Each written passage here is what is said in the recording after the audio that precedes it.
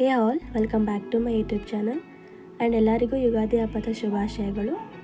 And ಇವತ್ತಿನ ವೀಡಿಯೋದಲ್ಲಿ ನಾನು ಕಡಲೆಕಾಳು ಗೊಜ್ಜನ್ನು ಮಾಡ್ತಾಯಿದ್ದೀನಿ. ಸೊ ಬನ್ನಿ ಸ್ಟಾರ್ಟ್ ಮಾಡೋಣ.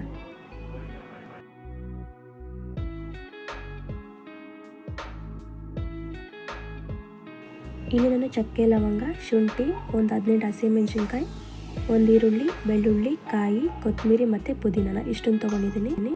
ಇಲ್ಲಿ ಒಂದು ಕಡಾಯಿಗೆ ಸ್ವಲ್ಪ ಎಣ್ಣೆನ ಹಾಕ್ಕೊಂಡಿದ್ದೀನಿ. ಎಣ್ಣೆ ಬಿಸಿ ಆದಮೇಲೆ ಇದಕ್ಕೆ ಈರುಳ್ಳಿ, ಹಸಿಮೆಣಸಿನ್ಕಾಯಿ, ಶುಂಠಿ, ಬೆಳ್ಳುಳ್ಳಿ ಮತ್ತು ಚಕ್ಕೆ, ಲವಂಗನ ಹಾಕ್ಕೊಂಡು ಮಿಕ್ಸ್ ಮಾಡ್ಕೊತಾ ಇದ್ದೀನಿ. ಅದಾದಮೇಲೆ ಇದಕ್ಕೆ ಕಾಯಿನ ಹಾಕ್ಕೊತಾ ಇದ್ದೀನಿ. ಕಾಯಿನ ಹಾಕೊಂಡು ಪ್ರಾಪರ್ ಮಿಕ್ಸ್ ಮಾಡಿ. ಮತ್ತು ಇಲ್ಲಿ ಕೊತ್ತಂಬರಿ ಮತ್ತು ಪುದೀನನ ಹಾಕ್ಕೊತಾ ಇದ್ದೀನಿ.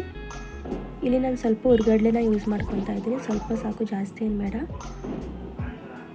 ಮಸಾಲೆ ತಣ್ಣಗಾದ್ಮೇಲೆ ಇದನ್ನು ಸ್ವಲ್ಪ ನೀರು ಹಾಕ್ಕೊಂಡು ರುಬ್ಕೊತಾ ಇದ್ದೀನಿ. ಇದಕ್ಕೆ ರುಬ್ಕೊಳ್ಳುವಾಗ 1.5 ಸ್ಪೂನಷ್ಟು ಧನಿಯಾ ಪುಡಿ ಹಾಕಿ, ಒಂದು 4 ಟೊಮೆಟೊ. ಇಲ್ಲಿ ಒಂದು ಕುಕ್ಕರ್ಗೆ ಸ್ವಲ್ಪ ಎಣ್ಣೆನ ಹಾಕ್ಕೊತಾ ಇದ್ದೀನಿ. ಅದಕ್ಕೆ ಸಾಸಿವೆ, ಜೀರಿಗೆ ಇಷ್ಟ ಇಲ್ಲ ಅಂದರೆ ಸ್ಕಿಪ್ ಮಾಡ್ಕೊಳ್ಳಿ.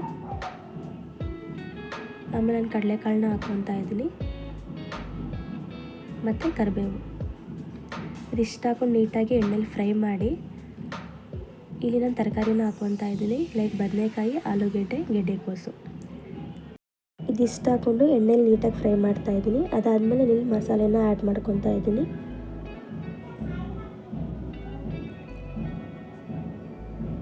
ದೆನ್ ರುಚಿಗೆ ತಕ್ಕಷ್ಟು ಉಪ್ಪು. ನೀಟಾಗಿ ಒಂದು ಪ್ರಾಪರ್ ಮಿಕ್ಸ್ ಮಾಡಿ ಒಂದು ವಿಸಿಲ್ ತರಿಸಿ.